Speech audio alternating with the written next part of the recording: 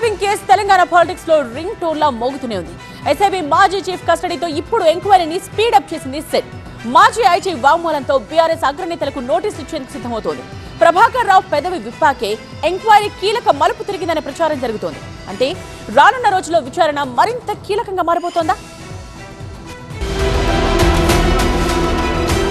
ప్రభాకర్ రావు పెదవి విప్పారా? మాజీ సీఎంకు నోటీసులు ఇస్తారా? ఫోన్ ట్యాపింగ్ కేసులో వాట్ నెక్స్ట్?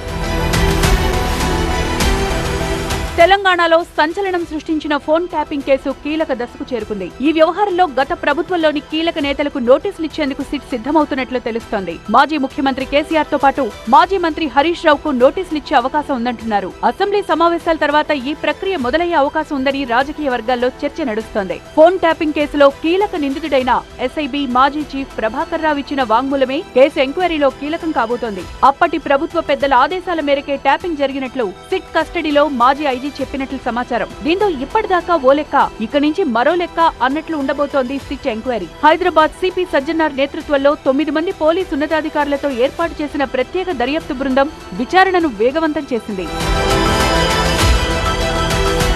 ఎస్ఐబీ మాజీ చీఫ్ ప్రభాకర్ రావు ఇచ్చిన స్టేట్మెంట్, ఎఫ్ఎస్ఎల్ డేటా ఆధారంగా కొత్తగా ఏర్పాటైన సిట్ తొలిసారి అగ్రనేతలకు నోటీసులు ఇచ్చేందుకు సిద్ధమవుతోందని సమాచారం. ఫోన్ ట్యాపింగ్ ఎవరి కోసం చేశారు, ఎవరి ఆదేశాల మేరకు చేశారు అన్న దానిపై సిట్ ప్రధానంగా ఫోకస్ పెట్టింది. కస్టడీ ఎంక్వైరీలో ప్రభాకర్ రావు పదే పదే అప్పటి డీజీపీ మహేందర్ రెడ్డితో పాటు అప్పటి ఇంటెలిజెన్స్ చీఫ్ అనిల్ కుమార్ పేర్లను ప్రస్తావించడం ఫోన్ ట్యాపింగ్ కేసులో ఆసక్తికర పరిణామం. ఇప్పటికే ఈ కేసులో మాజీ డీజీపీ స్టేట్మెంట్ ని అధికారులు రికార్డ్ చేశారు.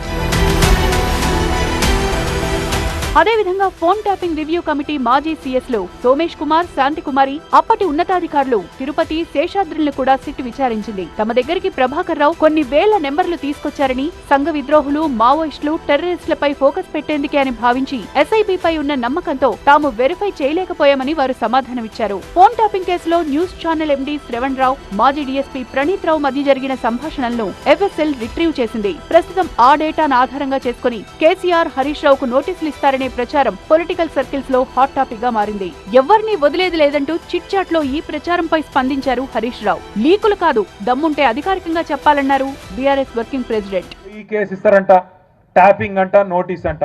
రారాదు కెమెరా ముంగటికి ముఖ్యమంత్రి దమ్ముంటే మొగాడి అయితే రా, వచ్చి చెప్పు ఈ కేసులో కేసు పెడుతున్నా అని చెప్పు. జరుగుతున్న పరిణామాలు చూస్తుంటే అసెంబ్లీ సమావేశాల తర్వాత ఫోన్ ట్యాపింగ్ కేసులో ఊహించని పరిణామాలు చోటు చేసుకునే అవకాశం కనిపిస్తోంది.